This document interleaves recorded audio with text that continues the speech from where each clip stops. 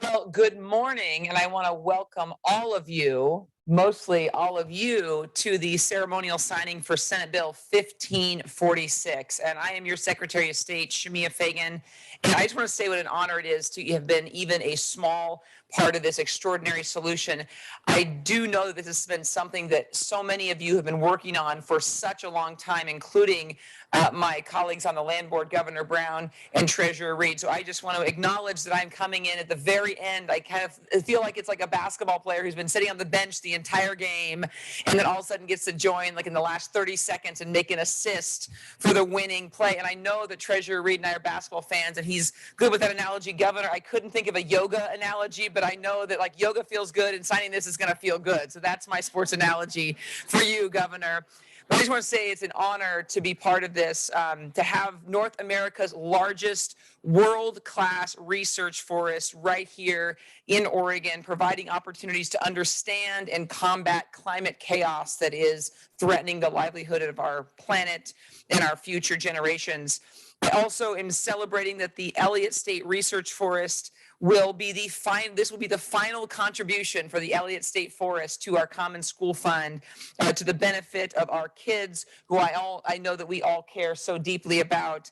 And finally, just want to thank and emphasize the role of our tribal partnership in this incredible success, and reinstate all of our commitment to continue the collaboration with the original and first inhabitants of the Elliott Forest. And with that, I will turn it over to my friend and our state treasurer, Tobias Reed.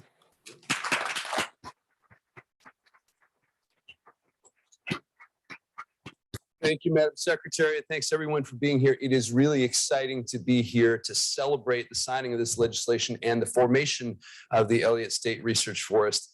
This land board room has obviously been the site of a lot of heated discussions and passionate advocacy about the Elliott, but it's not just for those of us who are in the room right now in the current land board. This is a discussion that has gone back decades. So it's a particularly meaningful thing, I think, that we're going to see the signing of this legislation that accomplishes some important things. It allows us to decouple critical issues and enact a solution that will keep a forest publicly owned with public access. It will compensate the Common School Fund and release the forest from its obligation to be managed solely for revenue generation.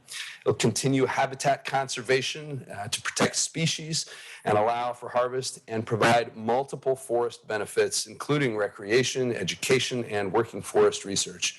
And it bears repeating that this was no easy task. I think, speaking for myself at least, there were moments when I wasn't sure we were going to be able to achieve all of these competing interests. But instead of giving up, what we saw was something really wonderful. Competing interests coming together to find a solution. And in a very real sense, I think what we are celebrating today is some of the very best of Oregon. It shows that Oregonians can come together around a common vision. They can disagree passionately and still figure out a way to reach a compromise that represents a real win for Oregon. So I want to thank all the members of the advisory committee, the staff at the Department of State Lands, and the Oregon State Treasury, of course, Oregon State University as well.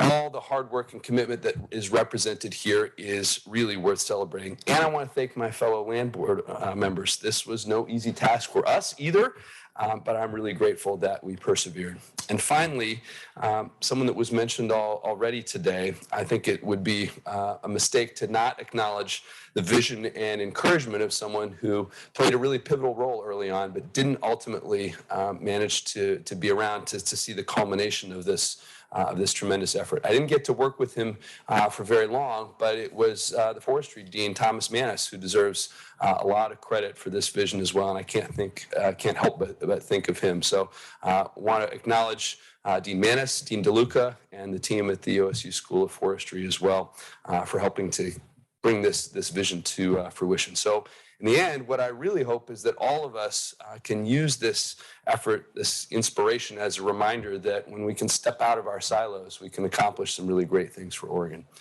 Thank you. And with that, I'm happy to welcome Commissioner Cribbins, please.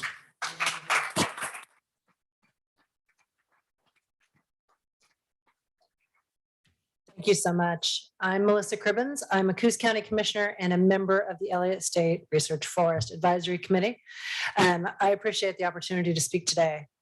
I grew up in Coos County, and for those of us in Coos and Douglas counties, the Elliott is our backyard. We care about it deeply, and we want to see it well taken care of. I think the thing that has touched me the most during this whole process is seeing how many other people care about the Elliott. It's nice to see that it's being treated as a real asset and a jewel for the entire state of Oregon. The stewardship matters so much to us, but it also matters to every person, every citizen in the state. And that's something that we should be very proud of. That's something that talks about who we are as Oregonians. I want to applaud my fellow advisory committee members for all the work that they've done. They really made a difference in the future of Oregon and for all of our children. In addition, thank you. I'm always nervous when I start thanking people because I know I will miss someone. There will be someone in the back of the room who will say, that woman did not thank me, but I'm going to give it a shot. So in addition to the advisory committee, I have to applaud the land board's leadership and vision in starting us down this path and in all of their support for these efforts. There are times when it definitely seemed like we had reached areas that we were not going to make it through. And knowing that we had the support of the land board and that we were following the vision that they had laid out made it easier for all of us to continue to push ahead. The Elliott State Forest deserves a special future, and that's what it's been given through Senate Bill 1546. As we discuss forest management and multi-use forests, questions always arise about the science behind the decisions that we make. The Elliott State Research Forest can help us to answer so many of those questions. I hope that in the future, we'll be able to base sound forest management policy decisions on scientific research gained from the Elliott. And yet there are many more people to thank for the work that's been done. The state land board and their staff have been unfailingly supportive, even through changes in the land board itself. The Department of State Lands and Vicki Walker have worked tirelessly to keep us moving forward. The National Policy Consensus Center, including Peter Harkema and Jenna Stoneman, have always believed that we would reach this moment that we're at today. And of course, I have to thank all the advisory committee members who helped to create and vet and draft Senate Bill 1546, including Bob Salinger, Paul Beck, Mark Stern, Keith Timchuk, and Colin Beck, as well as Jeff Huntington and Malia Masiba from Department of State Lands. Today, we're gathered to mark the passage of the bill with the signing, thanks to Governor Brown. It's a wonderful moment, but I think it's important that we all realize it isn't an end to the work, but a beginning with hope for the future. I'm proud to be here to mark this moment, and now it is my pleasure to hand this off to Oregon State University Provost Ed Fazer. Thank you.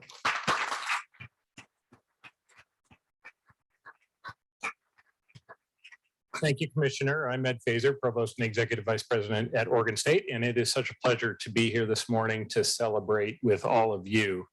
As the state's land-grant university and home to one of the leading colleges of forestry in the world, OSU has deep expertise in forest research and management. Our strength is a direct result of investment by the people of Oregon and the leaders of Oregon. We strive to serve our state, and we're an enthusiastic partner with the Research Forest Advisory Board in the creation of an extraordinary resource that will serve Oregon's environment and its economy. A research forest with the scale and diversity of the Elliott is unique in the United States, and it's rare in the world. I commend the advisory committee, the Department of State Land staff, and the faculty and staff at OSU who worked so hard to develop a framework that garnered broad support from stakeholders and the legislature. I also thank the State Land Board for persevering in its search for a solution that elevates the Elliott as an asset for Oregon. And certainly there's work ahead to implement SB 1546 and convert vision to reality. Know that OSU is fully committed to doing its part as laid out in the legislation, and we appreciate the legislature's trust in our ability to develop the research plan and manage the forest. And lastly, let me just mention a thank you to the treasurer for remembering Thomas Menes, who is one of our most visionary deans at OSU, and it's fitting today that we remember his legacy here. Thank you.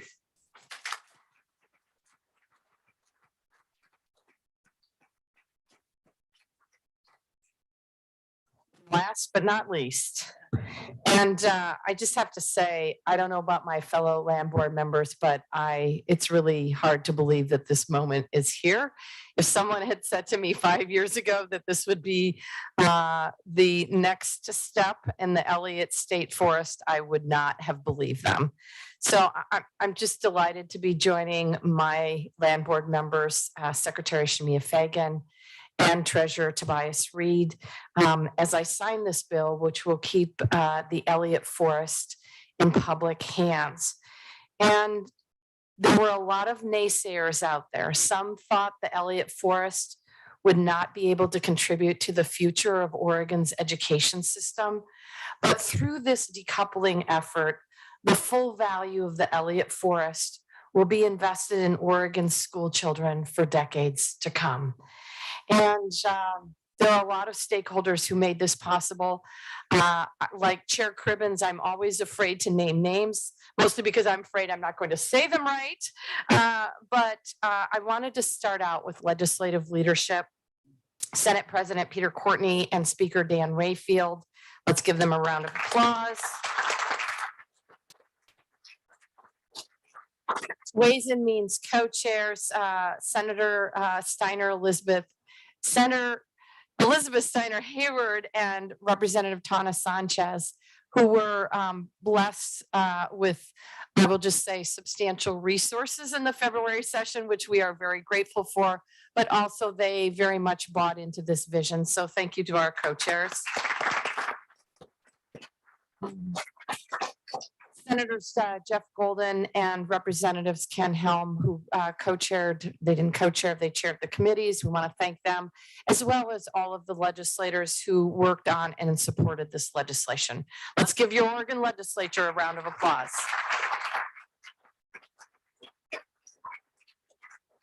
Margaret Mead once said, "Never doubt that a small group of thoughtful, committed citizens can change the world." Indeed, it is the only thing that ever has. So I want to say thank you to our advisory committee for exemplifying this sentiment. Thank you for your extraordinary work, including, of course, our Coos County Chair, Melissa Cribbins. Let's give her a round of applause. Lisa Aiello, Oregon Outdoor Council. Back with the Confederated Tribes of the Coos, Lower Umpqua, and Siuslaw Indians. Paul Beck, Douglas Timber Operators. Dean Tom DeLuca, Oregon State University. Eric Farm with Barnes and Associates. Jeff Huntington, Oregon Department of State Lands. Michael Kennedy, Confederated Tribes of Siletz Indians. Michael Langley, Confederated Tribes of Grand Ronde. Ken McCaw, Oregon Hunters Association. Mary Paulson, Oregon School Boards Association. Bob Salinger, the Audubon Society of Portland. Mark Stern, recently retired from the Nature Conservancy. Keith Timchuk, Carrie's bigger brother.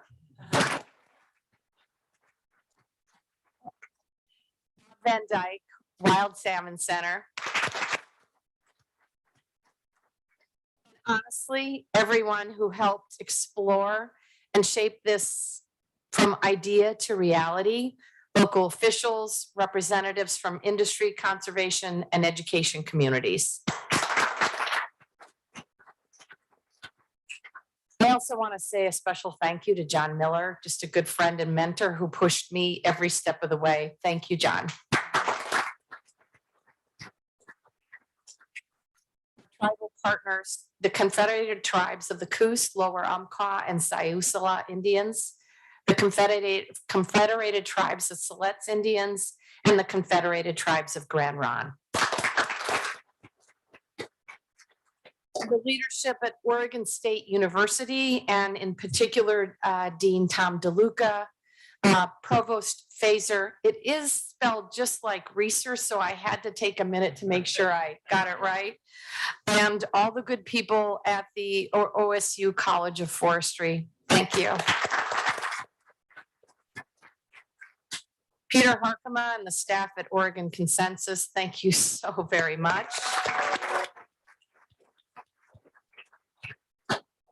The team at DSL who supported the advisory committee every step of the way, including Jeff Huntington, Malia Masiba, Ellie Ryan Hansen, Bill Ryan, Ryan Singleton, Robert Underwood, and of course, Director Vicki Walker. Thank you for your extraordinary efforts. Honestly, everyone else who testified and weighed in during the years, the land board has worked to find a better path forward for the forest.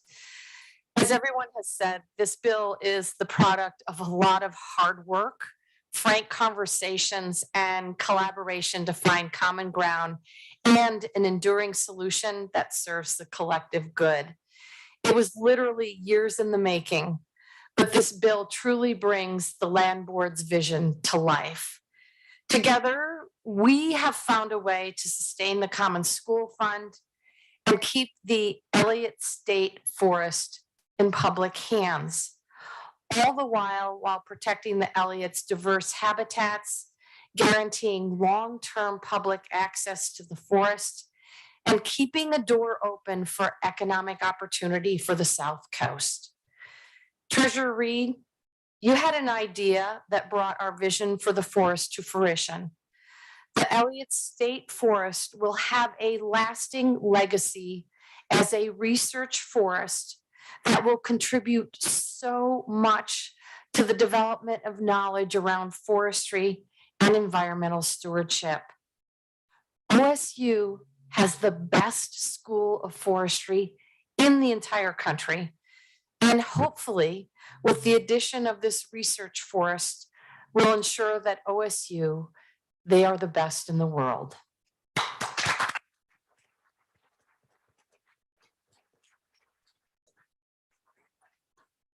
Thank you to everyone here who's displayed so much passion, patience, and persistence for the Elliott State Forest and its future. This is not a solution that would be possible in every state. The love and care for Oregon's natural wonders, which I have seen reflected in every stakeholder's actions during this process, is what makes this place and its people truly special. Thank you all for coming together and getting this done the Oregon way. So let's get the bill signed that makes this a new future for the Elliott State Research Forest and makes it all a reality. Let's get it done, you guys.